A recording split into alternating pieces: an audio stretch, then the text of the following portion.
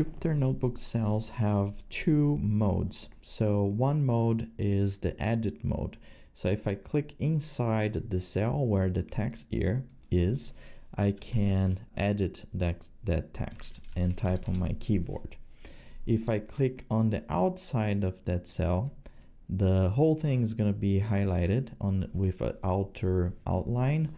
And then at that point, I cannot edit the cell anymore. If I type on my keyboard, nothing is happening. The other way to move from the edit mode to the command mode is to press escape. If I press escape on my keyboard, you will see that it will highlight all around it. So it goes into the command mode.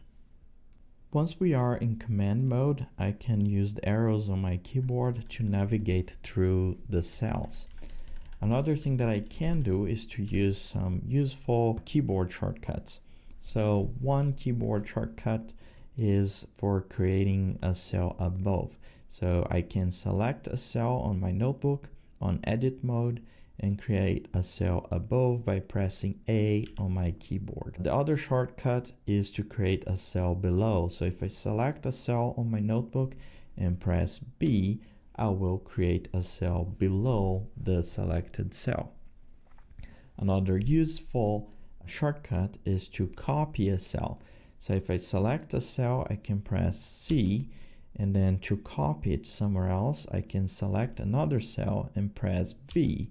And the cell that I copied is going to be pasted below the selected cell.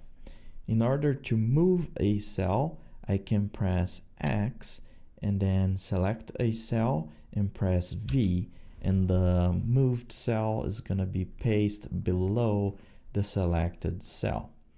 And lastly, if I want to delete cells, I can just select the cell I want to delete and press D twice.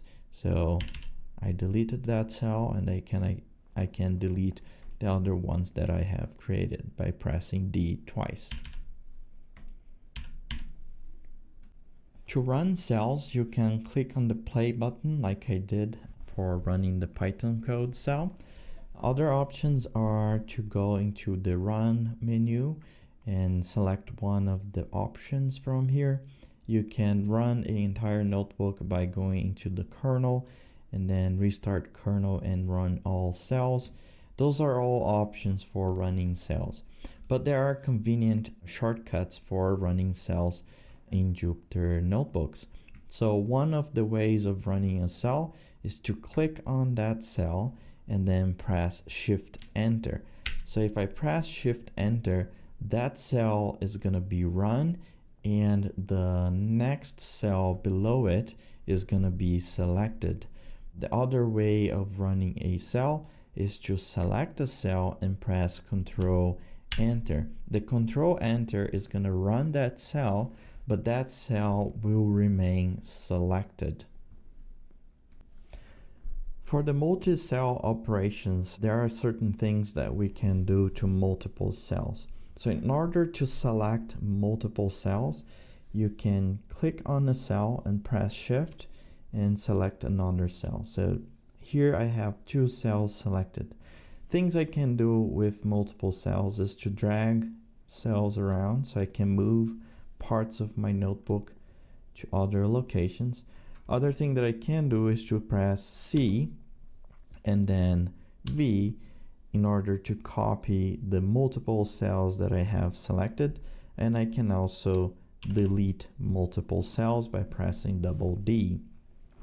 Another operation that can be done on multiple cells is to search and find and replace.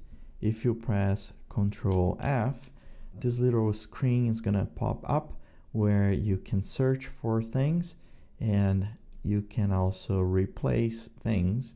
If you click on replace, you're going to be doing replacement on the current cell, and if you do replace all, you're going to do replacements on the entire notebook. That brings us to the introspection. So introspection is one of the strong advantages of running Python from a Jupyter notebook. The reason for it, especially for those who are learning Python, is that you can have easily access to the documentation or any aspects of the function or the object you are using. So in order to demonstrate that, I will show, for instance, that we can do $print, and this will show more information about print or the print function documentation. So if I run this cell with Shift Enter, it will show all the documentation of the print function. It will show the arguments that the print function takes and the description of the arguments. Other way of looking into the same result is doing help and then the function or the object you want to look at. And yet another way is to do print and then open parenthesis and then press Shift Tab, and this will just open the documentation on this little screen. So it makes it very convenient for new Python users or new Python users to a new package to really have access to that documentation in real time and have access to the explanation of the arguments and how the function is used.